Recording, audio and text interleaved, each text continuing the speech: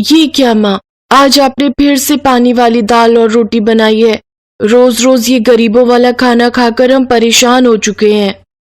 हाँ माँ, हमसे नहीं खाई जाएगी ये दाल। तभी चीकू की नजर अपनी नई नवेली अमीर घर से आई चाची की थाली पर जाती है, जिसमें कटहल की सब्जी रखी हुई होती है। उस सब्जी को देख वो खुश हो जाता है। फिर वो हिचकिचाते हुए कहता है, चाची चाची, क्या आप मुझे अपनी थाली में से थोड़ी सी सब्जी दे देंगी? हाँ हाँ, ये लो बच्चों। थैंक यू चाची, आज कितने दिनों के बाद आपकी वजह से हमें ये सब्जी खाने को मिली है। सब्जी के लिए बच्चों की खुशी देखकर अंजलि की आंखों में आंसू आ जाते हैं। ये बेचारे बच्चे कितना खुश होकर ये सूखी सब्जी खा रहे हैं, और मेरे ये गरीब ससुराल वाले भी कितने सुकून से ये रूखी सूखी रोटी खा रहे हैं। और एक हम अमीर लोग एक वक्त के खाने पर ही कितने पैसे खर्च कर देते हैं। उस रोज रूखा सूखा खाना खाकर अमीर बहू को गरीब घर के खाने का एहसास होता है। दरअसल अंजलि और विक्रांत एक ही कॉलेज में पढ़ते हैं। वहीं पर दोनों को प्यार हुआ और इस तरह अमीर घर की बहू गरीब घर में ब्याह करा गई। ऐसे ही एक रोज अंजलि अपनी जेठानी सुमन से, जेठानी जी, क्या कभी आपका मन नहीं करता अच्छा खाना खाने को?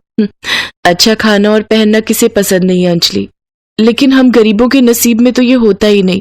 जब से ब्याह कर इस घर में आई हूँ, बस घर का रूखा सूखा ही खा रही हूँ।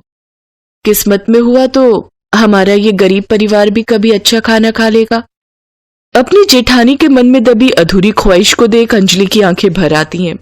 फिर वो अपने पति विक्रांत से कहती है, विक्रांत, मुझे भी जल्दी से काम शुरू कर देना चाहिए। देखो, मैंने MBA किया हुआ है तो मुझे भी नौकरी करनी चाहिए। साथ मिलकर कमाएंगे तो इस घर की गरीबी को दूर कर पाएंगे। ठीक है अंजलि, जैसा तुम्हें ठीक लगे। कुछ ही दिनों में अंजलि की एक बड़ी मल्टीनेशनल कंपनी में HR की नौकरी लग जाती है, जहां 60,000 महीने की उसकी तनख्वाह होती है। अपनी पहली तनख्वाह आने पर अंजलि अपने सब घर वालों को एक अच्छे रेस्टोरेंट में लेकर जाती है और उन्हें बढ़िया सा खाना खिलाती है। सारा गरीब परिवार वो खाना खाकर बहुत खुश होता है। तभी उसकी सास अंजलि के सिर पर हाथ रखकर कहती है, जीती रहे बहू, आज तेरे कारण हम गरीबों को भी बढ़िया खाना खाने को मिला। हाँ चाची, वरना पीली दाल के अलावा तो माँ कुछ और बनाती ही नहीं थी। ये सुनकर सब हंसने लगते हैं। ऐसे विक्रांत और अंजलि मिलकर मेहनत करते हैं।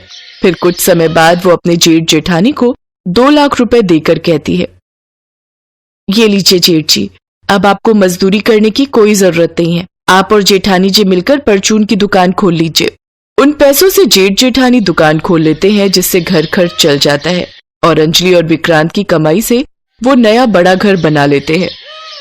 आज मैं बहुत खुश हूँ अंजलि, आज तुम्हारे कारण ही हमारा इतने बड़े घर में रहने का सपना पूरा हो पाएगा।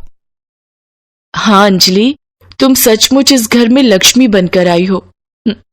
ये सब आप लोगों के प्यार के कारण ही पॉसिबल हो पाया है। विक्रांत, मैं चाहती हूँ कि नए घर के गृह प्रवेश पर हम एक बड़ी सी दावत रखें, जिसमें हम गरीब लोगों को बुला सकें, ताकि उन मजबूर लोगों को भी अच्छा खाना खाने को मिल सके। इस तरह अंजलि एक बड़ी सी दावत रखती है, जिसमें तरह तरह के पकवान और मिष्ठान होते हैं। सब गरीब वो खाना खाकर बहुत खुश होते हैं और उन्हें ढेरों आशीर्वाद देते हैं। अब अंजलि अपने गरीब ससुराल वालों के साथ नए बड़े घर में रहने लगती है।